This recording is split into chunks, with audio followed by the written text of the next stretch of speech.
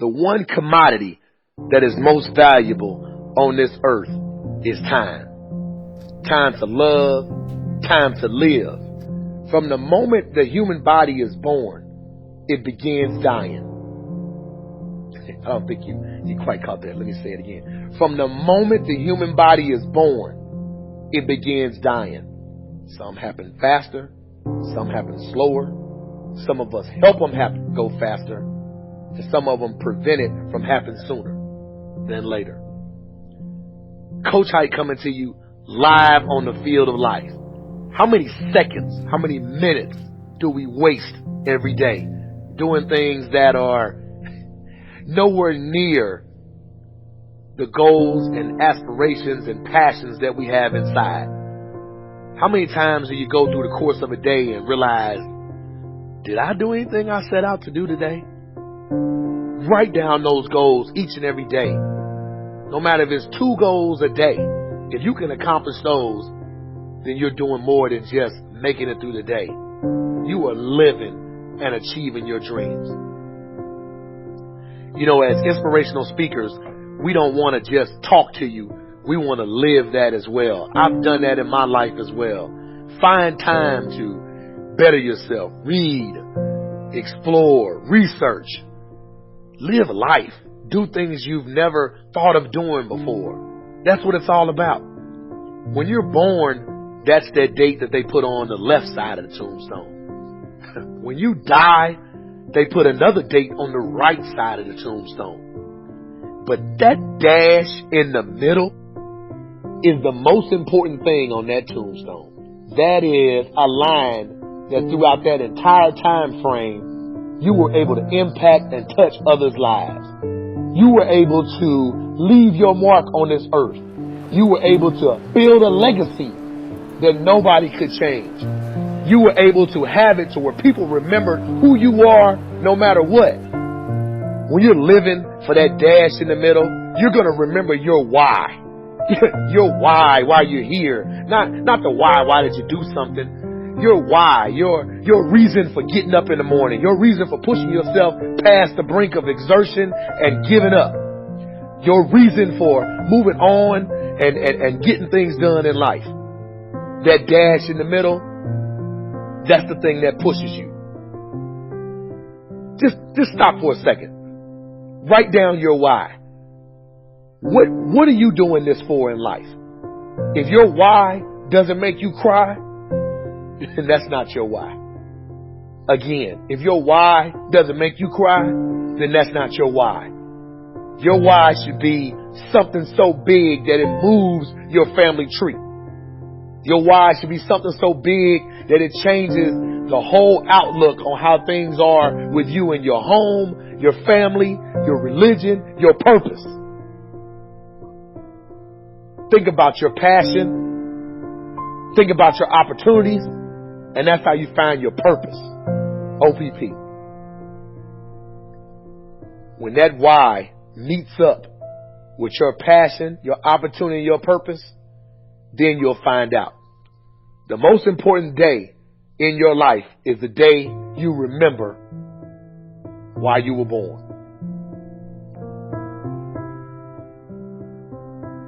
I want to explain to you how you can live an easy life, you know? Accomplishing goals and being successful and going out in the world, and that's tough. The only way to live an easy life is to basically give up on all your dreams and aspirations and just sit around doing nothing. Shit that is easy is not worth accomplishing.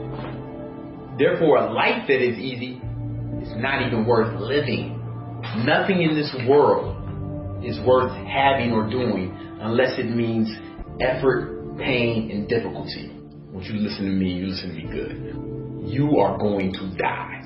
All of you. You, all your friends, your family.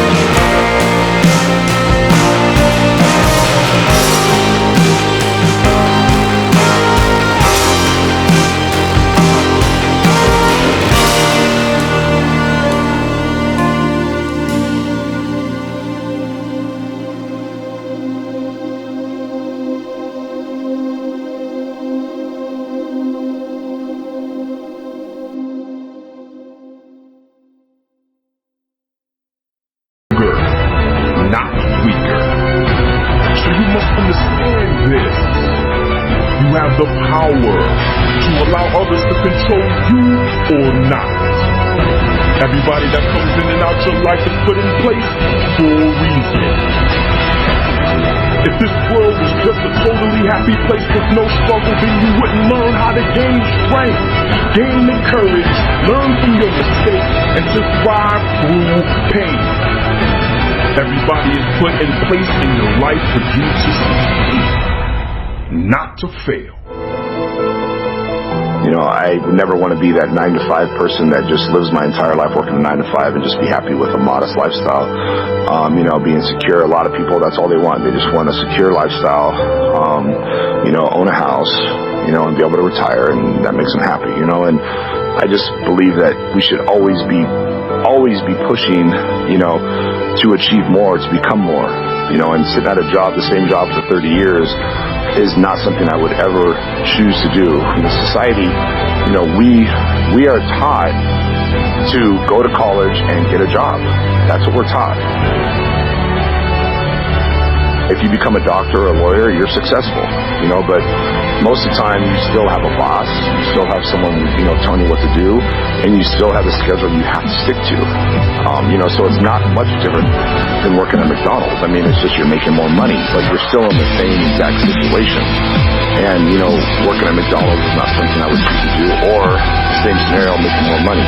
You know, to me, you got to enjoy what you're doing, and, you know, to have the lifestyle and the freedom to do what you want when you want, you know, is the most incredible thing. A lot of people don't understand it. You got to work hard at whatever you do, whether you're working for someone else or working for yourself. And if you want to put that in, you know, you're going to end up being successful. You can't be satisfied, but that's what keeps us going. You know, when you become content, then life's over. And the mentality is what's going to make things happen. You know, is having that mentality to never give up, keep pushing forward, and trying to accomplish your goals, and hopefully you have more goals. Constantly trying to move on to bigger and better things, and trying to improve ourselves in every area. You really have to believe what you're doing is working. You know, it's very important to believe. You have to believe to achieve. If you're doing something, you're not 100% confident in what you're doing, you're going to fail. You know, someone who is doing something maybe not 100% correctly, but they truly believe in their mind that they're doing the best they could possibly do, and they believe what they're doing is the best possible scenario, I think they're going to have a lot more success than someone that is doing it 100% right, but aren't positive in what they're doing. You know, the mind is the most powerful tool we have, and in order to be a winner, you have to lose. You know, that's how you learn. You know, one day I may is telling me you better get out there and, you know, start busting your ass. You know, going forward and never stop, don't miss a day. You know, one day miss is the day you can't get back. Always look at the positive. You know, the glass is always half full. If you think positive and you look at the positive, you know, you're only going to continue to get better. And it's being positive in every area is the secret. You know, it's the secret to life. If you're negative about anything, you're going to fail, no matter what it is. You're not happy. You want to be better. But that's what you want in every aspect of life. You want to better yourself in every way possible.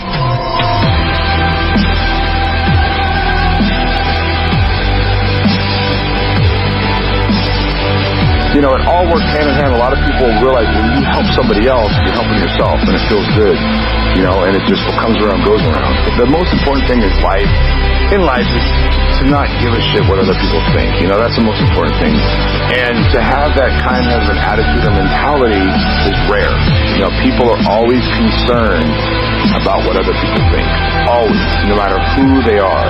It really doesn't matter what other people think. You know, it really doesn't matter. If you can have that kind of mentality, you'll get so much further and be so much happier in life. People don't like to think, they like to act. You know, they don't like to think, and they don't have enough confidence in their decisions that they make on their own. When they get advice from someone else, it gives them more confidence to believe that that's going to work. We should always be trying, you know, to be better at every aspect in life. I mean, you know, are you a good husband? Are you a good wife? Are you a good son? You know, are you a good, you know, whatever it could be. You know, there's a million things in life that we are. I think we should constantly be trying to be better in every area. I kind of like to just, you know, relax, you know, enjoy life. And that's kind of what I do. And being able to not stress and do what I want to do when I want to do it is just a great feeling. Whatever it takes to get you to try harder, read more, set your goals, and go for it. Here's the next attitude disease. Overcaution. Some people never will have much. They're too cautious. Now, you can also be too reckless, but you can also be too cautious. This is called the timid approach to life. And my caution was always the risk. Risk used to drive me right up the wall. I used to say, what if this happens? It's called the language of the poor. What if this happens? And on top of that, if this was to happen, look at the fix I'd be in. I better not try. I could always ace myself out. Then I'll tell you what changed my whole life when I finally discovered it's all risky. The minute you were born, it got risky. If you think trying is risky, wait till they hand you the bill for not trying. If you think investing is risky, wait till you get the tab for not investing. See, it's all risky. Getting married is risky. Having children is risky. Going into business is risky. Investing your money is risky. It's all risky. I'll tell you how risky life is. You're not going to get out alive. That's risky. The Englishman says, well, if that's the way it's going to work out, let's give it a go. Right, that's what it's for. Give it a go. Somebody says, yeah, but I'm looking for safety and security. Fine, then huddle in a corner. We'll cover you with a sheet, bring you 3 meals a day. And we'll protect you, feed you, look after you, care for you. We won't let anything happen to you. And you'll probably live to be 100. The guy said, well, yeah, I'd live to be 100. But what a way to live. Right. What a way to live, safe and secure. Don't ask for security. Ask for adventure. Better to live 30 years full of adventure than 100 years safe in the corner. And see, it's not important how long you live. What's important is how you live. Here's the next attitude disease. We're almost through with this motley list. In fact, we're almost through. Hang on. The next one is pessimism. Pessimism, the deadly disease of always looking on the bad side, the problem side, the difficult side, checking all the reasons why it can't be done. The poor pessimist leads an ugly life. He doesn't try to figure out what's right. He tries to figure out what's wrong. He doesn't look for virtue. He looks for faults. And when he finds them, he's delighted. How ugly. This is the poor guy who looks through the window, doesn't see the sunset. He sees the specks on the window.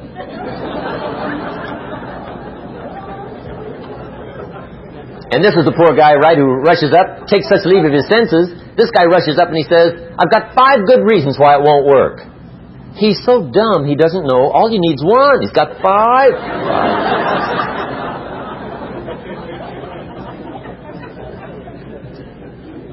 To the pessimist, the glass is always half empty. To the optimist, the glass is half full. Why would the same measure affect people 2 different ways? Answer: it all depends on how you look at it. Our lives are mostly affected by the way we think things are, not the way they are. The way we think they are affects us most. There's a subject we don't have time to get into tonight called better thinking habits. One of the major things Shoaff taught me when I met him, he said, poor thinking habits keeps most people poor. Not poor working habits. Most people work hard, but they don't think hard. And Shoaff taught me that the mind is like a factory, a mental factory. And whatever you think about all day long pours ingredients into this mental factory. And that's what builds the economic, social, financial fabric of your life. He quoted me a Bible phrase that says, as you think, so you become. How awesome. When he talked about poor thinking habits, he had me. I used to start the day reading the morning newspaper. I mean, you can believe that or not. I'd get a cup of coffee and read the paper. I'd load up on wars and riots and murders and stabbings and killings and bank robberies and muggings and car wrecks and tragedies. I'd even read the back pages. I seem to like that stuff for some weird reason. I'd load up on all that, and then I'd start the day. You can imagine the kind of days I used to have. You walk around on your financial knees. They call you economic peewee.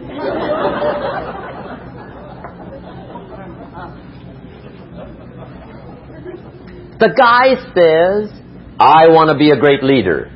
Wonderful. The first thing we do is follow him to his house. When we get there, we walk in and check his library. Number one. Somebody says, well, why check his library? The reason is because what a man reads pours massive ingredients into his mental factory, and the fabric of his life is built from those ingredients. You would not believe what some people have got in their house to read. You would not believe. One of the best dressed up words I know for a lot of it is trash. Can you imagine dumping a barrel of trash into this mental factory every day and coming out with a rich, dynamic, positive life? It can't be done. You might as well try making a cake with cement. The kids back in Danbury, Connecticut, high school, they're asking me questions one day. I'm talking to the kids. Kids got good questions these days. One of them said to me, Mr. Rohn, how do you build the good life? I said, it's simple.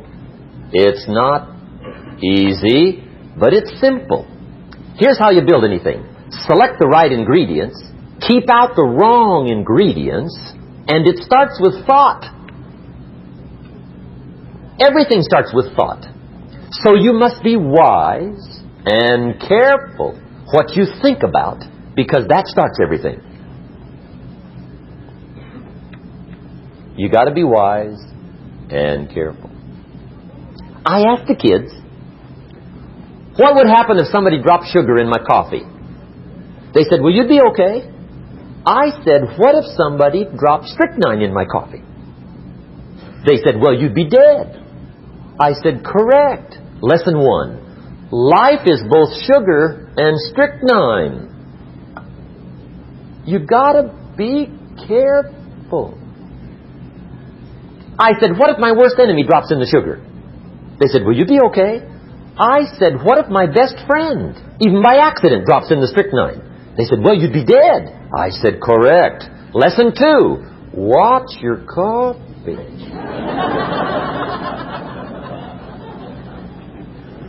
You got to be careful. See, it doesn't matter who hands you the bad stuff. It doesn't matter where you get the bad stuff. It'll still do its damage on your bank account, wherever you get it. Mr. Schultz gave me one of the greatest phrases when I first met him when he said, Jim, every day stand guard at the door of your mind. How important. Stand guard at the door of your mind. And you decide what goes into your mental factory. Don't let anybody just dump anything they want to in your mental factory, because you've got to live with the results. Okay, here's the last disease, and we're through with this list. In fact, we're almost through. Hang on. The last subject is very brief. The last disease, but this one is deadly. Engage in this one, indulge in it even slightly, and you might as well forget the future, because it's going to forget you. Complaining, crying, whining, griping. A Bible word called murmuring. See, that'll ace your future. Spend 5 minutes complaining, and you have wasted 5. And you may have begun what's known as economic cancer of the bone. Surely they will soon haul you off into a financial desert and there let you choke on the dust of your own regret. I hope I said that well. so you won't forget. It's a deadly disease. If you don't think it's bad, ask the children of Israel of Old Testament fame. Typical of us all, their story just happened to get in the book. Story says, children of Israel were slaves. God performed a series of dazzling miracles and got them out. And now they're heading for the Promised Land. Remember the story? Heading for the Promised Land. Tragedy of the story, they never got there. Reason. From day one, they started to complain. They griped about the water. They griped about the weather. They whined and cried and griped about the food. They griped about the leadership. They whined and cried because it was too far, too cold, too hot, too difficult, too miserable. I mean, they whined and cried for years. Finally, God said, I've had it, trip canceled. Or something like that. The story says they died in the desert, never got to the Promised Land. Which I think means two things. Indulge in this long enough, you get your future canceled. And I guess it also means even God Himself can only take so much.